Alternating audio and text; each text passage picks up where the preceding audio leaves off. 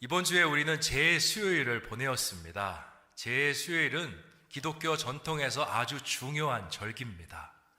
이제 사순절이 시작이 되었고 장차 부활절이 우리 가운데 오고 있음을 알리는 절기가 바로 이 제수요일입니다.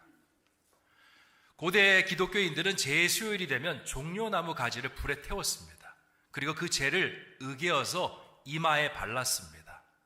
이 의식의 의미는 예전에 구약의 이스라엘 백성들이 회개할 때 죄를 뒤집어 쓰고 하나님 앞에 자복하며 회개하였습니다. 그 의미를 담고 40일 동안 내가 주님 앞에 변화되겠습니다. 주님 앞에 새로워지겠습니다. 라는 그런 의미를 가지고 있습니다.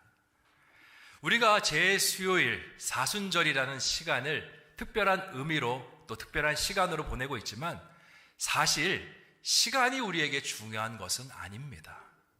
시간은 그냥 인간이 만들어 놓은 틀, 그냥 형식에 불과합니다. 우리가 새해가 되었습니다. 2023년 12월 31일. 그리고 카운트다운을 했죠. 2024년 1월 1일이 되었습니다. 막 사람들이 환호하였지만 사실 변한 건 없습니다. 그냥 숫자는 인간들이 만들어 놓은 숫자 노름에 불과합니다. 그냥 한 날이 지나고 한 날이 다시 시작된 것, 그 이상도 그 이하도 아닙니다. 우리의 삶 속에 진정한 변화가 있고자 원한다면, 우리의 삶 속에 진정한 변화를 일으키기를 원한다면 우리에게 필요한 것은 따로 있습니다. 그것이 무엇이냐? 성령 하나님입니다. 성령이 우리 가운데 거하시고 성령이 우리 마음속에 삶을 이끌어 가셔야 우리는 변화할 수가 있는 것입니다. 성령이 먼저 임하시고 사순절, 제수요일이라는 시간이 따라와야 우리의 삶에는 비로소 변화가 시작되는 것입니다. 오늘 읽은 말씀은요, 성령이 우리를 어떻게 인도하시는지, 그리고 성령의 인도함을 받은 사람은 어떤 삶의 변화가 있는지에 대해서 가르쳐주고 있는 말씀입니다. 먼저 우리 14절, 15절 말씀, 누가복음 4장 14, 15절 말씀을 다시 한번 읽어보도록 하겠습니다. 시작. 예수께서 성령의 능력으로 갈릴리에 돌아가시니 그 소문이 사방에 퍼졌고 친히 그 여러 회당에서 가르치심에 무사람에게 칭송을 받으시더라. 아멘. 이 장면은요, 예수님께서 공생애를 처음 시작하시던 장면입니다. 그런데 예수님께서 무엇으로 이 공생애 사역을 일하셨다라고 말씀하고 있습니까? 예수께서 성령의 능력으로 일하셨다고 합니다. 예수님은 하나님의 아들이셨습니다. 그에게는 자유의지가 있었고 또 그가 하는 일을 하나님의 일로 바꿀 수 있는 능력을 가지고 있었습니다. 그런데 그 예수님도요, 하나님의 일을 하실 때에는 자신의 뜻대로 자신의 의지대로 하는 것이 아니라 성령의 인도하심을 받아서 하였다라고 말씀하고 있습니다. 왜냐? 성령의 인도함이 있어야 삶 속에 변화가 일어날 수 있는 것입니다. 누가복음은요, 다른 성경보다 성령에 대해서 굉장히 집중하고 있는 성경입니다.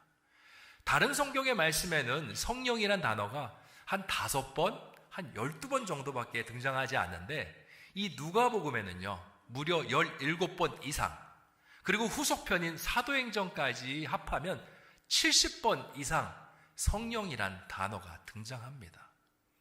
왜 이렇게 누가복음에 성령이란 단어가 많이 등장하는가? 이 말씀의 저자 누가는 하나님 나라의 중심에 성령이 있다라고 믿었기 때문입니다.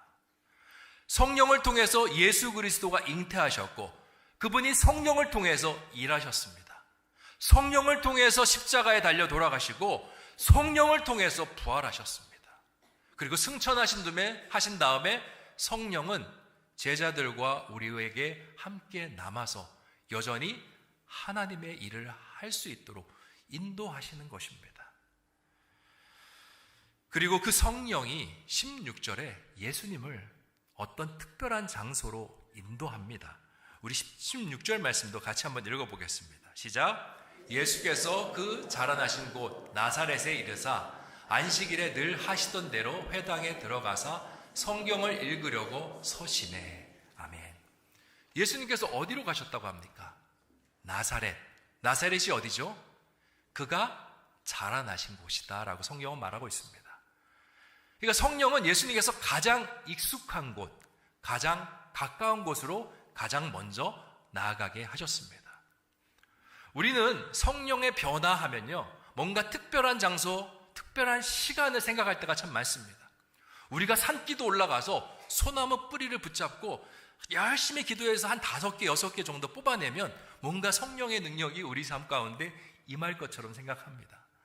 내가 40일 동안 금식 기도를 하고 100일 동안 작정 기도를 하면 그 기도의 능력을 통해서 내 안에 성령이 임재하시고 삶의 변화가 일어날 것이다 라고 생각합니다. 하지만 성령의 변화는요, 그런 특별한 장소, 특별한 시간 속에서 일어나는 것이 아닙니다. 성령은 우리의 삶에 익숙한 것부터, 가장 가까운 곳부터 변화를 일으키십니다. 성령 받은 사람은요, 삶이 뭔가 대단하게 변하는 사람이 아닙니다. 성령 받은 사람은 삶은 그대로인데 자기가 바라보는 시선이 바뀌는 사람입니다. 세상에서 하나님으로. 성령 받은 사람은요, 월, 화, 수, 목, 금, 토, 일, 이렇게 일주일을 살던 삶에서 월, 화, 수, 목, 금, 토, 이렇게 주일을 중심으로 삶이 재개편되는 사람이 바로 성령 받은 사람입니다. 자신의 유익을 쫓던 삶에서 하나님의 유익과 하나님 나라의 비전을 향해서 나아가는 사람이 바로 성령으로 변화된 사람인 것입니다. 이것이 별것 아닌 것 같지만요, 이게 얼마나 중요한지 모릅니다. 사람의 삶의 근본이 변화한다는 것은요, 세상의 그 어떤 것보다 어려운 것입니다. 왜냐하면 그 부분은 우리 안에서 오랫동안 습관으로 자리 잡았고 우리의 삶의 한 부분으로 굳어졌기 때문에 그러합니다. 제 친구 중에 울산에서 이렇게 대학 때문에 올라와서 서울에서 신앙생활 하던 친구가 있었습니다. 그 친구는요, 사투리를 아주 좀 울산 사투리를 심하게 썼습니다. 그런데 자기가 서울에서 지내온 세월이 조금 되다 보니까 건방지게 착각을 합니다. 자기가 서울 사람인 것처럼. 그래서 어느 날 저한테 물어봅니다. 자기가 서울 사람 아니냐고, 사투리 안 쓰지 않냐고. 근데 그냥 물어보는 게 아니라 이렇게 물어봅니다. 인우가 내 사투리 쓰나? 내 사투리 쓰나? 그래서 제가 그 이야기를 듣고 어찌할 바를 몰라 했습니다. 그래서 조심스럽게 쓰는 것 같은데, 그랬더니 그 친구가 이럽니다. 와 쓰는데. 와는 서울말이 아니야. 표준어가 아니야. 자기가 정말 서울 사람이라는 것, 자기가 그 시골 사람이라는 걸 전혀 잊어버리고 착각하는 그런 모습을 보이는 겁니다. 우리의 삶에 가장 익숙한 곳이라고 해서, 가장 가까운 곳이라고 해서 변화되기 쉬울 것 같다? 이건 천만의 말씀입니다. 오히려 우리가 잘 알고 있는 부분이기 때문에 가장 변화하기 힘들고요, 또 가장 삶의 변화를 일으켜 나가기가 힘든 영역이 바로 이 부분입니다. 하지만 역으로 생각해 보면 우리의 삶의 내면이 변화할 수 있다라면, 우리의 삶의 지금까지 습관이 바뀌어질 수 있다라면 어쩌면 우리의 삶 속에 못 바꿀 것이 없는 것이 아닌가 생각해 볼 수가 있습니다. 성경의 성령의 변화들을 살펴보면요, 항상 안으로부터 밖으로 뻗어나가는 변화가 있었습니다. 하나님께서 이스라엘 백성들을 회개시키고 싶었습니다. 선지자를 보내십니다. 그리고 회개하라 말씀하십니다. 그 회개는 이스라엘 전체 회개가 아니라 나부터 변화되는 회개였습니다. 예수님께서 공생애를 시작하시면서 하나님 나라를 선포하실 때 이렇게 말씀하셨습니다. 회개하라, 천국이 가까웠느니라. 내가 먼저 하나님 앞에 회개를 해야 하나님 나라가 우리 가운데 올 수 있음을 이야기하고 있는 것입니다. 그만큼 세상에 가장 가깝고 익숙한 내 자신이 변화가 시작될 때, 내가 변화될 수 있고 내 주변이 변화될 수 있고 세상이 변화될 수 있음을 주님께서 우리에게 말씀하시는 것입니다. 오늘 예수님께서 가장 익숙한 땅 나사렛으로 나가셨는데 그들이요, 복음을 받아들이는 것이 아니라 강하게 예수님을 밀쳐냅니다. 강하게 저항합니다. 22절에 이 사람은 요셉의 아들이 아닌가? 이 사람 별 볼일 없는 사람이야 라고 무시하기도 하고요. 29절을 보면 이 예수님을 잡아서 산 낭떠러지로 끌고 가서 집어 던지려고 하는 그러한 일까지 벌이는 모습이 나타나 있습니다. 그런데요, 예수님은 포기하지 않습니다. 예수님은 나사렛을 향해서 뚜벅뚜벅 걸어가시고 그의 마음은 확신으로 채워져 있습니다. 그리고 그 확신의 근거가 17절부터 19절 말씀까지 기록이 되어 있는데 같이 한번 읽어보겠습니다. 시작. 선지자 이사야의 글을 드리거늘 책을 펴서 이렇게 기록된 데를 찾으시니 곧 주의 성령이 내게 임하셨으니 이는 가난한 자에게 복음을 전하게 하시려고 내게 기름을 부으시고 나를 보내사 포로된 자에게 자유를 눈먼 자에게 다시 보게 함을 전파하며 눌린 자를 자유롭게 하고 주의 은혜의 해를 전파하게 하려 하심이라 하였더라. 아멘. 주님은요, 확신이 있었습니다. 먼저 확신은 성령께서 내 안에 계신다. 나는 성령의 인도하심을 따라간다는 확신이 있었고요. 두 번째 확신은 이 성령의 인도하심은 말씀 속에 약속된 것이었다라는 그 확신을 가지고 가셨습니다. 하나님의 말씀은요, 항상 짝이 있습니다. 약속을 하시면 성취하십니다. 말씀하시면 이루시는 분이십니다. 성령께서 나를 인도하시고 말씀의 약속이 있으니까 예수님은 주저함이 없습니다. 비록 자신을 밀쳐내고 자신을 죽이려 하는 나사렛이지만 예수님은 뚜벅뚜벅 걸어가십니다. 우리가 인생을 살 때 때로는요, 인간적인 생각으로 마음을 접어버리고 이미 판단을 내려버리며 포기하는 경우가 참 많습니다. 우리 사업장이 무너졌어. 나는 어떡하지? 나는 빚더미에 앉아있게 됐네. 나는 더 이상 일어설 수가 없어 판단해버립니다. 병원에 갔더니 의사 선생님이 이거는 고치기 힘든 병이다. 살기 힘든 병이라 이야기합니다. 억장이 무너져 내립니다. 나는 이제 곧 죽을 거야. 자녀들이 대학을 들어갔습니다. 그 대학의 이름이 그 자녀들의 전부인 것처럼 생각하면서 마음에 낙담과 낙심이 찾아옵니다. 세상적인 판단에 하나님의 사람들이 마음의 포기를, 마음의 결론을 내어버린 안타까운 모습입니다. 그런데 주님은 말씀하십니다. 아니야, 바뀔 수 있어. 변화할 수 있어. 살아날 수 있어. 회복할 수 있어. 일어설 수 있어를 말씀하십니다. 왜냐하면 주님께서는 우리가 하는 일이 아니라고 말씀하십니다. 하나님이 하시는 일이고 성령이 하시는 일이라고 말씀하십니다. 그리고 주님의 약속이 있습니다. 가난한 자에게 복음이 전파되고 포로된 자가 자유함을 얻을 것이고 눈먼 자가 다시 보게 됨을 너희가 경험할 것이다. 주님께서 약속으로 말씀하셨습니다. 주님이 말씀하시면 주님은 성취하시는 분이십니다.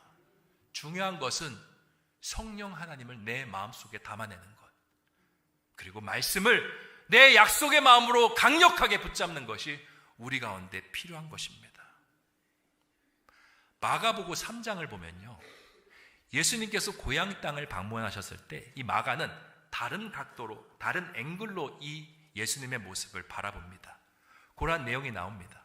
오늘 누가복음에서는 고향 땅을 방문하신 다음에 예수님께서 이사야서의 말씀을 읽어 나가십니다.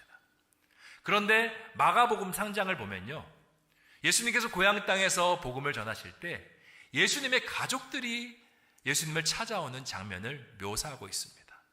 그 가족들이 누구냐? 예수님의 어머니, 형제, 누이들입니다. 이 사람들은 좋은 마음으로 온 사람들이 아닙니다. 이 사람들은 예수님께서 혼자 복음을 전하시니까 어떻게 저렇게 힘들게 복음을 전하노? 우리가 조금 예수님을 도와줘야겠다. 그 마음으로 온 사람들이 아닙니다. 마가복음 3장 21절에 예수님을 이러한 마음으로 찾아온 사람들입니다. 제가 한번 읽어보겠습니다.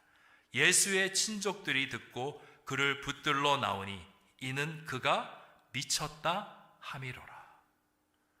예수님께서 미친 것이라 생각하고 예수님을 말리러 온 것입니다. 여러분, 가족들은 우리에게 어떤 존재입니까? 저는 가족을 이렇게 생각합니다. 세상 사람들이 다 내 편 안 들어줘도 가족은 처음에는 내 편을 들어줘야 되는 사람이 아닌가 생각이 됩니다. 세상 사람들이 다 미쳤다라고 해도 가족들은 그 사람 말 한번 들어봐 라고 이야기해야 될 사람이 가족이 아닌가 생각이 됩니다. 어머니라면 아들이 어떠한 모습이든지 품을 수 있는 존재여야 되고, 형제라면 형님이 어떠한 모습을 보이든지 일단 그 형님을 이해하려고 하는 모습이 그 마음속에 있어야 되지 않겠습니까? 그런데 오늘 가족들의 모습은 동네 참패할까봐, 사람들이 우리 가족에게 손가락질 할까봐, 아유 고향 사람들 죄송합니다 얘가 원래 이런 애는 아닌데 정말 좀 이해해 주십시오, 미쳐서 그런 겁니다 라고 이야기하는 모습으로 나아가고 있는 것입니다. 우리 예수님 입장에서 얼마나 이 모습에 속이 상하시겠습니까? 그런데요, 기독교 역사를 보면 이 가족들이, 이 예수님을 미쳤다라고 만류하는 가족들이 완전히 변화하는 것을 볼 수가 있습니다. 예수님의 어머니 마리아, 이 사람은 예수님이 십자가 달려 돌아가실 때 그 곁을 발밑에서 지켰던 사람입니다. 예수님이 부활하셨을 때 그 부활의 소식을 천사에게 듣고 가장 먼저 사도들에게 알렸던 사람이 예수님의 어머니 마리아입니다. 예수님의 형제들은 어떻습니까? 초대교회의 위대한 지도자들이 되었습니다. 여러분, 야고보서, 유다서 누가 쓴 줄 아십니까? 예수님의 형제 야고보가, 예수님의 형제 유다가 썼던 책입니다. 믿음과 행함 둘은 함께 가야 된다, 그 거룩한 말씀을 전했던 사람이 바로 예수님의 형제들이었습니다. 전혀 바뀔 수 없을 거라고 생각했던 그 사람들이 예수님의 나사렛으로 들어감을 통해서 성령이 임하셨고 하나님의 약속의 말씀이 응답되면서 변화를 이루어낼 수 있었던 것입니다. 그러니 우리에게 중요한 것은요, 인간적인 생각으로 된다 안 된다, 그게 중요한 것이 아닙니다. 성령이 뭐라고 말씀하시는지, 하나님의 말씀이 우리 가운데 뭐라고 말씀하시는지 거기를 집중해야 합니다. 하나님께서 우리 가운데 함께 하시면 우리 가운데 예상치 못한 놀라운 결과로 하나님께서 우리 가운데 역사하시는 분이십니다. 성도 여러분, 우리가 왜 주님을 의지하십니까?